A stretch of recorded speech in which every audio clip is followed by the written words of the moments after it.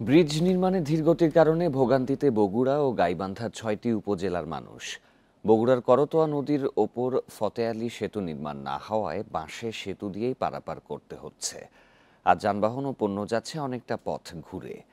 দুর্ভোগ কমাতে সেতুর কাজ দ্রুত শেষ করার দাবি এলাকাবাসীর। বিকাশে কম খরচে ক্যাশ আউটের লিমিট বেড়ে ৫০,০০০। প্রিয় এজেন্টও ২টা।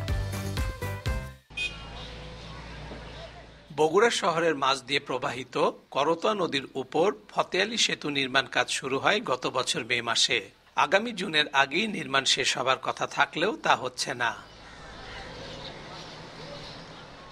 সময় মতো সেতুর কাজ শেষ না হওয়ার ফলে গাইবান্ধার সাঘাটা উপজেলার মতোই বগুড়ার সোনাতলা, গাবতলী, সারিয়াকান্দি, ধুনট ও সদর উপজেলার প্রায় ২ লাখ মানুষকে নরবরে বাঁশের সেতু দিয়েই চলাচল করতে হচ্ছে।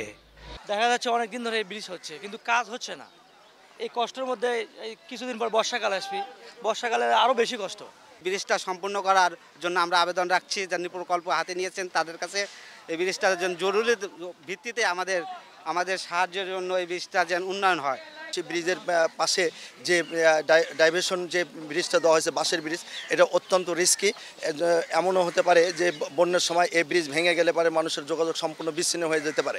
এক বছরে মাত্র 6টি পিলার হয়েছে, সেই 6টি পিলারের মাত্র কিছু অংশ হয়েছে। কর্মকর্তারা বলছেন ২২৬ ফুট দৈর্ঘ্য এবং ৪০ ফুট প্রশস্ত সেতুটির নির্মাণ শুরুর পর কিছু সমস্যা দেখা দেয়। এবছরের মধ্যেই ফতে আলী সেতুর নির্মাণ কাজ শেষ হবে জানালেন প্রকৌশলী। মূলত ল্যান্ড অ্যাকুইজিশনের একটা চ্যালেঞ্জ ছিল, সেই অ্যাকুইজিশনের কাজও আমরা শেষ করেছি এবং আমরা অধিগ্রহণকৃত জমির উচ্ছেদ আমরা এই গত রমজানের মধ্যে আমরা করেছি। এখন ফতে আলী এন্ডের যে অ্যাপার্টমেন্ট এবং পাইলের যে কাজটা আছে সেই কাজটা আমরা অতি শীঘ্রই শেষ করব। প্রায় ৩৮ কোটি টাকা ব্যয়ে নির্মাণাধীন দৃষ্টিনন্দন এই সেতুর নকশা করা হয়েছে রাজধানীর হাতিরঝিলের সেতুর আদলে। Hasibur Rahman, independent news, Bogura.